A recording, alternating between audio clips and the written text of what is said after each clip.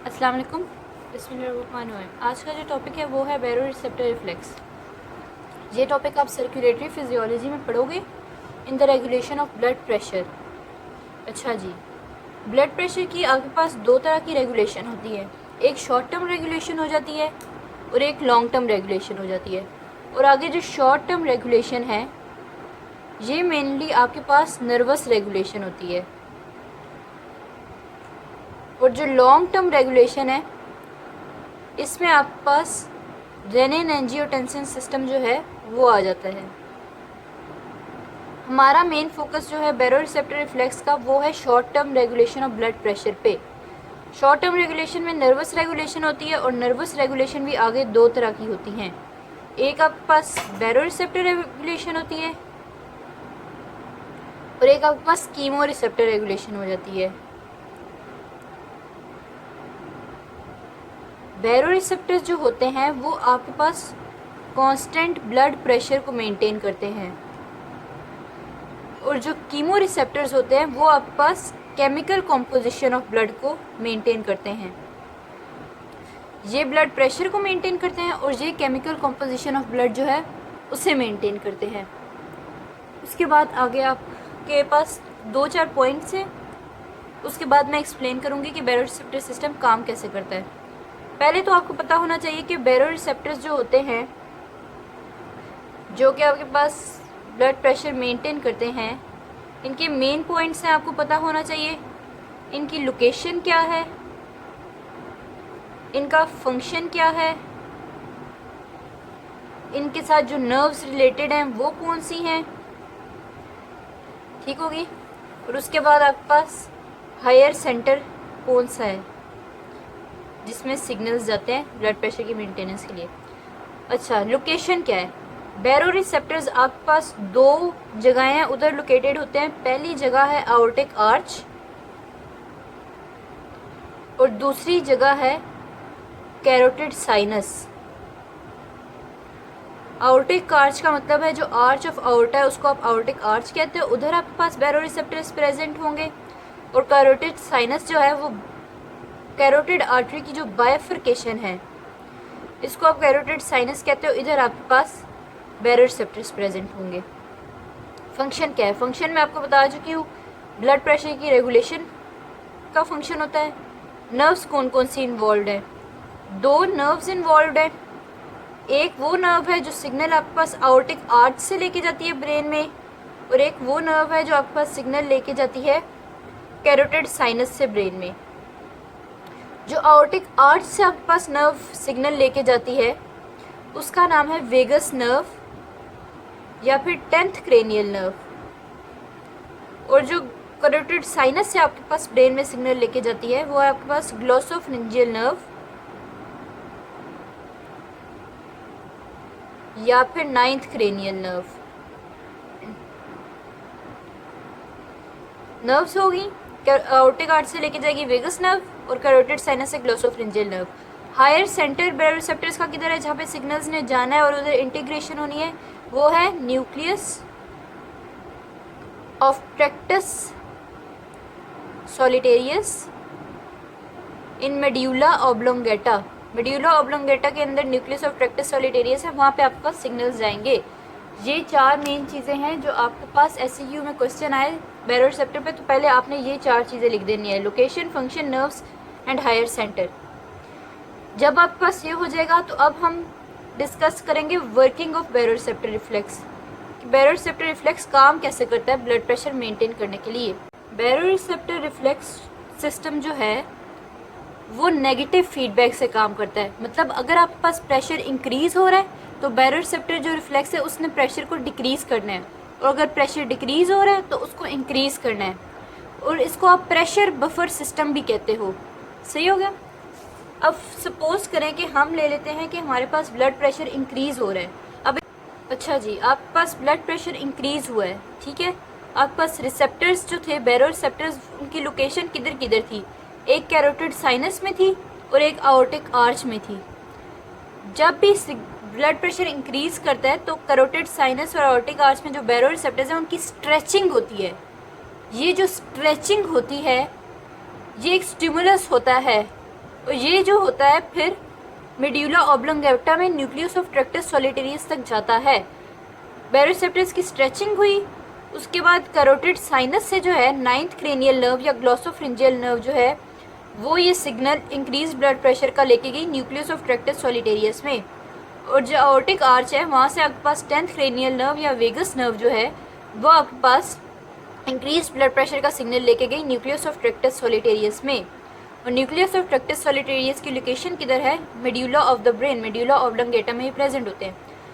अब nucleus of tractus solitarius में जो है सिग्नल की इंटीग्रेशन होगी कि रिसेप्टर्स जो है उनकी स्ट्रेचिंग हुई है, इंक्रीज ब्लड प्रेशर है, प्रेशर को डिक्रीज करना है। इसके लिए आपके पास 3 मेन चीज़ें हैं जो आपके पास न्यूक्लियस ऑफ ट्रैक्टस सॉलिटेरियस करेगा। सबसे पहले तो ये है आपके पास इसके अंदर होता है एक कार्डियो इनहिबिटरी सेंटर जो आपके पास हार्ट रेट और heart contractility, Venus tone, cardiac output को इनहिबिट करता है। और एक होता है कार्डियो एक्सेलरेटरी जो होता है न्यूक्लियस। एक कार्डियो इनहिबिटरी न्यूक्लियस है, कार्डियो एक्सेलरेटरी न्यूक्लियस है। जो एक्सेलरेटेड न्यूक्लियस है उसने हार्ट रेट इंक्रीज करना है, हार्ट कॉन्ट्रैक्टिलिटी इंक्रीज करनी है, वीनस टोन इंक्रीज करनी है, कार्डियक आउटपुट इंक्रीज करनी है। ठीक है, न्यूक्लियस ट्रैक्टस सॉलिटेरियस जो है वो आपकी कार्डियो एक्सेलरेटेड न्यूक्लियस जो है उसको इनहिबिट कर देता है। जब आपके पास कार्डियो एक्सेलरेटेड न्यूक्लियस इनहिबिट हो जाता है तो आपके पास जो सिंपैथेटिक डिस्चार्ज है जो हार्ट पे जा रही है वो इनहिबिट हो जाती है। सिंपैथेटिक डिस्चार्ज इनहिबिट हुई तो आपके पास एसए नोड और एवी नोड की एक्टिविटी डिक्रीज हो जाती है और आपके पास फिर हार्ट रेट डिक्रीज हो जाता है। हार्ट रेट डिक्रीज होगा, कार्डियक आउटपुट डिक्रीज होगी और ब्लड प्रेशर डिक्रीज होगा। सबसे पहला क्या हुआ? कार्डियो एक्सेलरेटेड न्यूक्लियस इनहिबिट हो गया, सिंपैथेटिक एक्टिविटी इनहिबिट होगी हार्ट की।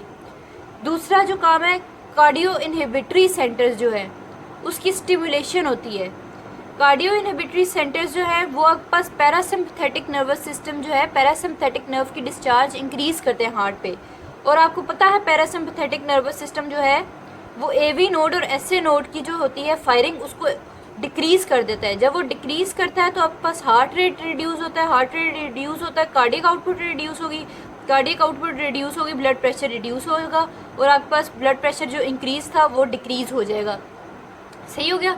ब्लड प्रेशर इंक्रीज है तो 2 चीज़ें होंगी, कार्डियक इनहिबिटरी सेंटर स्टिमुलेट होगा ताकि ब्लड प्रेशर डिक्रीज हो और कार्डियक स्टिमुलेटरी सेंटर इनहिबिट होगा ताकि ब्लड प्रेशर डिक्रीज हो। दोनों चीज़ों की वजह से ब्लड प्रेशर डिक्रीज हो जाएगा। इसको आप ऐसे भी याद कर सकते हो कि आपके पास पैरासिम्पथेटिक नर्वस सिस्टम जो है उसकी एक्टिविटी इंक्रीज हो जाती है हार्ट पे और सिम्पथेटिक नर्वस सिस्टम की एक्टिविटी डिक्रीज हो जाती है हार्ट पे।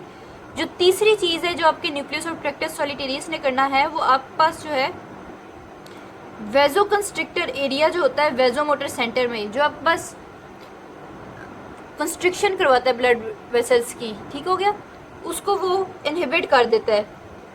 जब आपके पास जो है वेजोकंस्ट्रिक्टर एरिया जो है वेजोकंस्ट्रिक्शन इनहिबिट हो जाएगी तो आपके पास वीनस रिटर्न डिक्रीज हो जाएगा। आपको पता है कंस्ट्रिक्टेड जो ब्लड वेसल होती है वो आपके पास वीनस रिटर्न इंक्रीज करती है।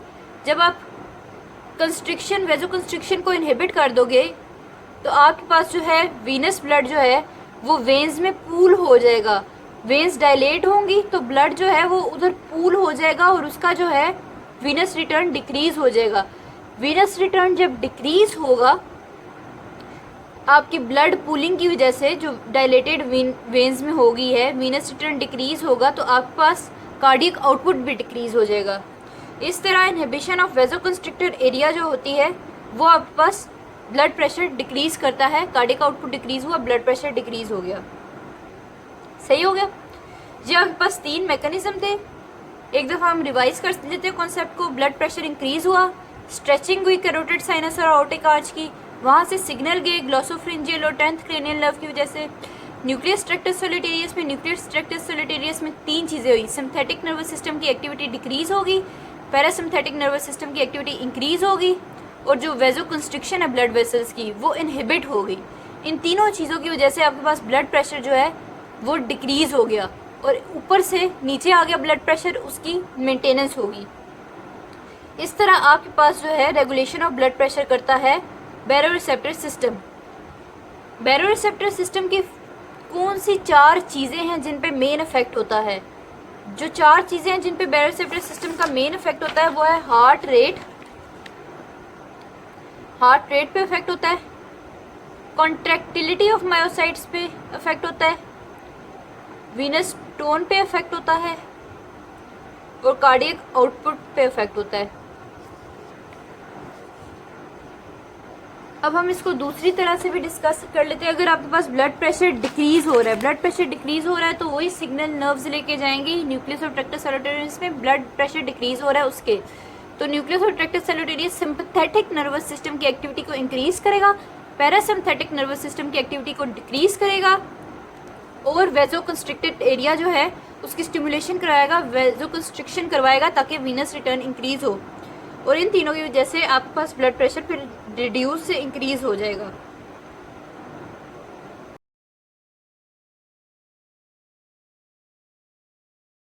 अच्छा जी, अब एक और टर्म है जिससे आपको वाइवा में अक्सर पूछ लेते हैं आपसे कि what is baroreceptor resetting. Baroreceptor resetting का क्या मतलब है, ये आपको मस्ट इम्पॉर्टेंट आना चाहिए। ठीक हो गया, baroreceptor is a very important topic. Baroreceptor resetting viva में पूछ लेते हैं। बैरोरिसेप्टर रीसेटिंग का मतलब है कि baroreceptor possess the property to reset themselves in 1 to 2 days to whatever pressure they are exposed. For example, अगर एक बंदे का प्रेशर है, उसको हाइपरटेंशन हो गई है, ठीक है, तो उसका जो 120 से 120/80 का ब्लड प्रेशर जो है वो इंक्रीज हो के कहीं चला गया है 160/190, 160/80 या 90 कर लो आप। ठीक हो गया, ये उसका प्रेशर इंक्रीज हो गया है। तो अगर उसका प्रेशर 2 दिन या 2 दिन से ज़्यादा इतना ही रहेगा, 160/80 ही रहेगा, तो ये बैरोरिसेप्टर्स जो है इस प्रेशर को नॉर्मल समझ लेंगे। सही हो गया, वो पिछले प्रेशर को भूल जाएंगे जो नॉर्मल था और इस वाले को वो जो है नॉर्मल समझ लेंगे, तो उनकी रीसेटिंग हो जाएगी कि वो जो नया ब्लड प्रेशर है उसको नॉर्मल समझ लेंगे। ठीक हो गया, और इसलिए जो है ये long term regulation of blood pressure नहीं कर सकते। ठीक हो गया, ये जो है short term regulation of blood pressure कर सकते हैं। अब अगर इसी औरत में थोड़ा सा ब्लड प्रेशर ऊपर या नीचे हो जाता है तो बैरोरिसेप्टर जो है वो एक्टिवेट हो जाएंगे, क्योंकि उनके लिए ये वाला ब्लड प्रेशर न्यू नॉर्मल बन गया है। They have reseated there normal blood pressure. Chronic hypertension में आपके पास बैरोरिसेप्टर्स का काम नहीं हो सकता, क्योंकि क्रॉनिक हाइपरटेंशन में जो है वो अपने आप को इसी तरह एडजस्ट कर लेंगे कि उनके पास हाइपरटेंशन जो है वही उनके पास नॉर्मल ब्लड प्रेशर है, उनके पास वो समझने लग जाएंगे। सही हो गया, इसलिए baroreceptor possess a property to reset themselves in 1 to 2 days to whatever pressure they are exposed. They fail to maintain normal blood pressure in chronic hypertension. This is the baroreceptor resetting.